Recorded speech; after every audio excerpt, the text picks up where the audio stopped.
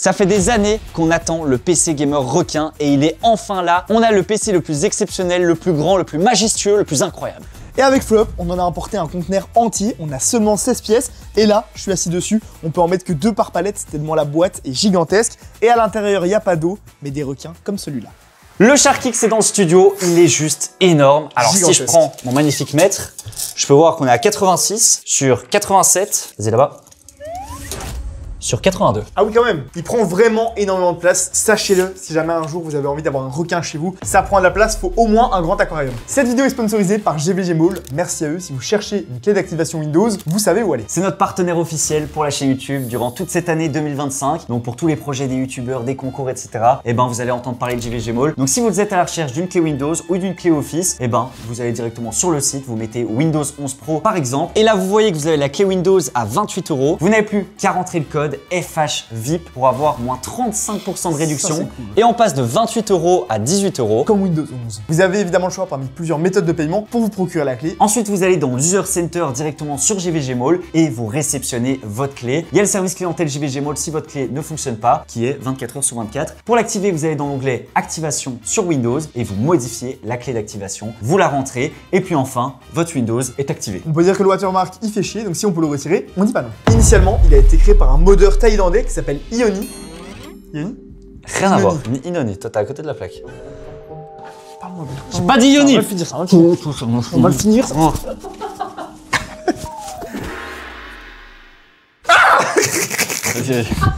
Initialement, le modèle SharkX, il s'appelait le Léviathan et il avait été designé par un modeur thaïlandais qui s'appelle Inoni et qui a gardé le World Series Mode, donc un concours de modding avec justement ce requin.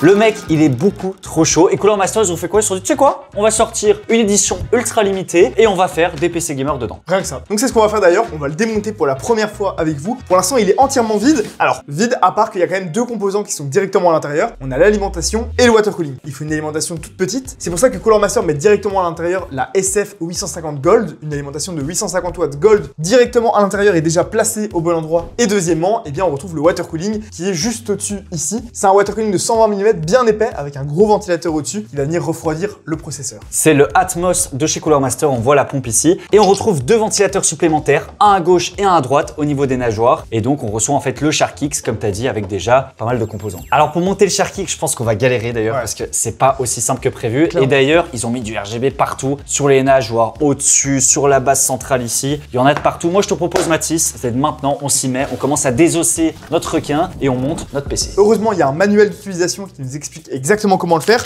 Et on soit également dans la boîte d'origine, eh bien tous les câbles pour l'alimenter. On a un énorme riser. Rien que là, à mon avis, ça vaut déjà au moins une centaine d'euros. Mais qu'est-ce qu'on va mettre dedans comme composant? On va vous mettre du très très lourd, sauf qu'on a 2 contraintes. L'alimentation et le water cooling. Oui, on doit faire des concessions. On a une alimentation de seulement 850 watts. On pourrait la remplacer en soi. Et malheureusement, un water cooling de seulement 120 mm. Ouais, ça c'est un petit peu les 2 problèmes. Et en même temps, avec les nouveaux composants, c'est pas tellement un souci. Il y a aussi un dernier truc, c'est la longueur de la carte graphique. Malheureusement, on ne peut pas dépasser 31 cm. J'ai les composants. Regardez-moi ce qu'on vous a mis. Alors déjà, on tape très très fort avec le meilleur processeur pour le gaming. On en a fait une vidéo, le Ryzen 7 9800X 3D. Alors c'est un super processeur parce qu'en réalité, il chauffe pas trop. C'est pas comme un i9 14900K qui va monter à 100 degrés. Ici, vous allez voir, on a des super températures. Donc là, ça ira parfaitement dans ce PC. Exactement. En plus, ça va vraiment faire un très très bon PC gamer. Et on va essayer de sortir à un bon prix aussi. Et il faut pas prendre peur non plus du 120 mm qui est déjà un bon water cooling. Ça refroidira sans problème ici notre Ryzen 7. Et on aurait aussi pu partir sur des cœurs ultra de chez Intel qui consomment vraiment très peu. Sauf qu'ils sont nuls en gaming. Ils ont retiré l'hyperthreading. Autant prendre un processeur comme ça de chez AMD. De toute façon, on peut le dire, Intel cette année, ils sont éclatés. Allez, on continue avec la carte graphique.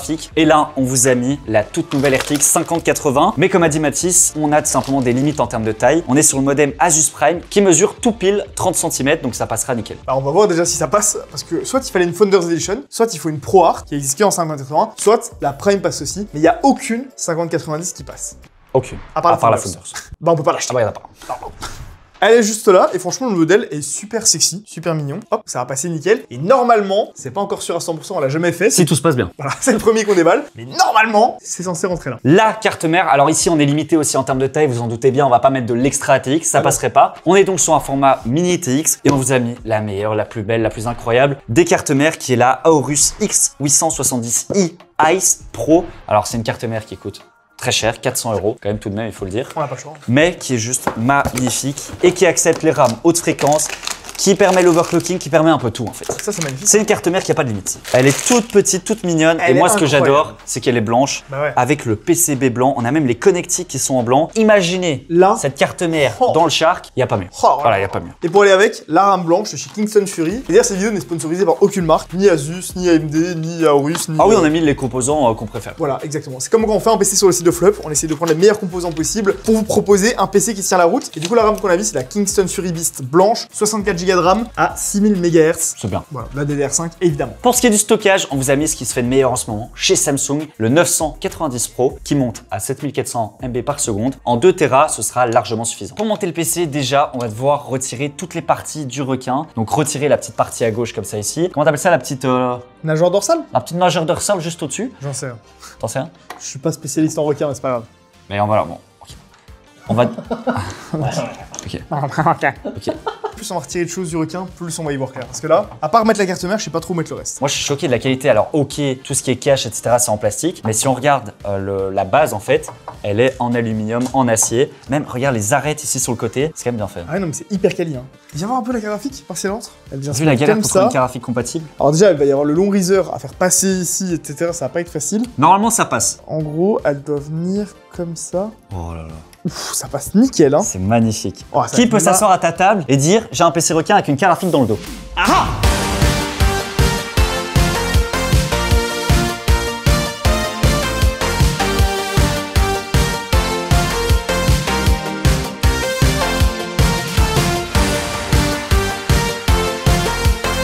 Ok, donc là, ça, en fait, tout seul, tu ne peux pas monter le Shark en fait. Ah, tout seul, non. Je pense que tout seul, c'est vraiment pas Vous facile. savez que les 16 PC Shark qu'on va vendre avec Flop, on va les monter à deux. Ouais, sauf qu'il en reste plus que 15, parce que Gauthier en a acheté un. C'est vrai que c'est le mien celui-là.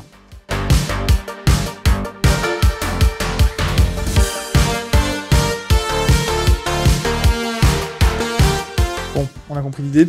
Ensuite, tu retires le pochoir.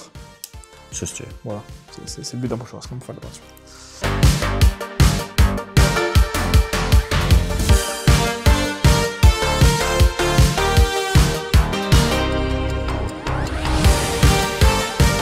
Maintenant, la cerise sur le gâteau, la petite nageoire qu'on va venir placer juste ici. Alors ça, je trouve vraiment, c'est juste magnifique en fait. C'est ce qui fait tout le design du requin. C'est cette petite nageoire. Alors hop, on vient mettre deux petites vis, des vis à main. Et alors, tu vas pas me croire, mais en face, il y a exactement la même. C'est bon les gars, le PC est enfin monté et il est incroyable. On voit juste la carte graphique qui dépasse, le ventilateur. J'ai hâte de le voir allumer. C'est magnifique. Quand t'es en dessous comme ça, tu vois la carte mère blanche. C'est juste magnifique. En fait, c'est vraiment grandiose. C'est ça que j'aime bien, moi, c'est que c'est à la fois une œuvre d'art et c'est un PC gamer. Ça a vraiment peux une allumer double utilité. Vas-y, allume. Wow Oh là là là là. Ah oui.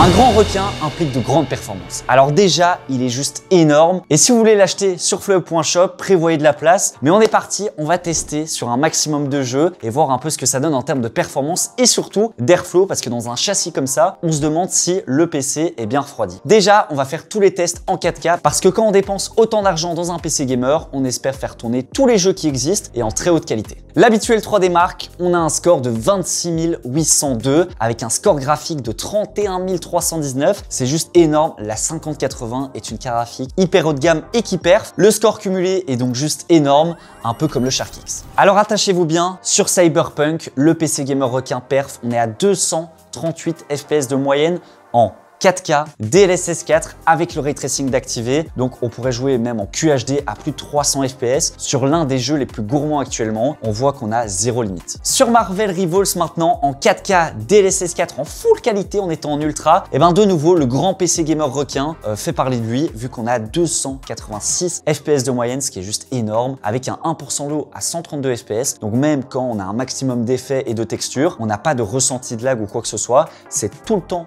hyper fluide et surtout le jeu est magnifique. Et pour ce qui est de la vitesse, le requin il nage vite. On est à 7453 MB par seconde en lecture et 6900 MB par seconde en écriture. Donc c'est même plus rapide que le voilier de l'Atlantique. L'une des interrogations avec ce PC Shark X, eh bien, c'est au niveau du refroidissement du processeur. Ce qu'on va faire après, c'est un ECCT pour voir la température de la carte graphique et du processeur, parce qu'on a seulement un water cooling de 120 mm. Mais commençons avec un score Cinebench. Est-ce que les performances sont bridées ou pas à cause des températures? Eh bien, il suffit de comparer le score qu'on a sur Cinebench avec un 9800X3D qui est refroidi par un water cooling de 360 mm par exemple. Et ici, en single core, on a 129 de score. La moyenne est à 130, 131, donc c'est clairement parfait. Ça peut dépendre de la qualité du silicium d'une puce à l'autre. Donc clairement, on peut dire qu'ici l'écart est insignifiant. Et c'est la même chose sur le multiscore qui lui par contre est beaucoup plus important parce que quand tous les cœurs tournent en même temps, c'est là que ça chauffe un peu plus. Et là, le multiscore, on est à 1280 de score, alors que la moyenne, on l'a regardé sur le site de Cinebench et c'est environ 1300. Donc clairement, là aussi, l'écart est vraiment minime. Mais pour vérifier que les températures sont vraiment bonnes, il n'y a rien de mieux qu'un ECCT. C'est un stress test. C'est tout simplement le processeur et la carte graphique qui sont envoyés dans leur dernier retranchement. Ils sont tout simplement à 100% chacun, comme on peut le voir ici. Au niveau du processeur, ça passe tout juste. On peut voir qu'on est à 95 degrés et que la fréquence est maintenue. On est à 4,6 GHz, alors qu'il monte au maximum, comme on peut le voir ici, à 4,9. Donc on a perdu 300 MHz, mais on est dans des conditions extrêmes qui clairement ne se reproduiront pas en jeu. Donc ça passe nickel, mais ne prenez pas un processeur qui consomme encore plus que ça. Un i9 14900K, ce serait pas passé. Et au niveau de la carte graphique, on avait une petite inquiétude justement, parce qu'il y avait une partie du ventilateur du haut qui était recouvert par la plaque en métal. Et même là, cette 5080, à 100% de son utilisation, avec 300 watts, eh bien, elle est seulement à 70 degrés.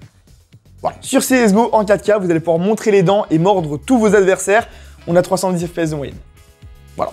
Rien que ça passe bien. Un petit bench qu'on a rajouté, c'est sur MHW, Monster Hunter Wilds, vous aviez été beaucoup à le demander. Et là, les performances en 4K ultra avec tout au max, on est à 93 FPS de moyenne, 57 FPS pour le 1% low. Ça va, c'est stable, même sur un jeu comme celui-là, et ça tourne surtout super bien. 6999 €, c'est le prix de ce PC Shark entier sur le site de Flop, envoyé sur palette directement chez vous. Alors on peut pas dire que c'est le meilleur PC gamer pas cher pour le coup. Ah là, pas cher, on repassera. Hein. Après, j'ai quand même vu un site italien où il était vendu à 8999 € avec une 4090. Et nous, on a une nouvelle 5080. En soi, le PC est beaucoup trop cher. Le même PC chez Flop, le Orion par exemple, avec les mêmes composants, bon 32 Go au lieu de 64, ouais, mais à 3700 €, alors qu'ici, on est 3000 € plus cher. Bah oui, c'est normal et ça s'explique. On achète le boîtier du Shark avec le water cooling et l'alimentation à plus de 1500 €. Et ensuite, on va payer le transport depuis les usines jusqu'en Europe. Et là, vu la taille que ça prend, vous avez vu les boîtes dans l'introduction dans le stock, eh bien, on a quasiment 1000 € de plus simplement pour le transport. Et puis dans le prix total aussi, vous imaginez bien qu'on va pas l'envoyer par la poste, il faut l'envoyer sur une palette. Et là aussi, il y a 300 à 400 € d'envoi si on veut l'envoyer en palette en France. Donc voilà, faut prendre tout ça en considération. Et nous, on prend pas 2000 € de marge sur un Shark qu'on vend. Pour être honnête, on prend la même marge en pourcentage sur le Shark que sur tous les autres PC du site Flop. Donc voilà, on a fait ce qu'on a pu, mais c'est impossible de le proposer moins cher que ça. On a quand même fait le panier Amazon parce que c'est la tradition. Exactement. Et bien entendu, on arrive à 3700 € si jamais vous devez monter le PC vous-même. En sachant qu'ici, j'ai pas mis de boîtier. Donc avec un boîtier super haut de gamme, on arriverait à 4000, 4500 €. On n'arrive toujours pas à 7000 €. Mais finalement, ce PC Shark, on vous demande pas spécialement de l'acheter parce qu'on a que 16 pièces en stock. 15. 14 parce que Pax en achète un aussi. Du coup, on vous demande pas spécialement de l'acheter, mais juste de l'admirer. Parce que là, clairement, on est plus sur une œuvre d'art que sur un PC.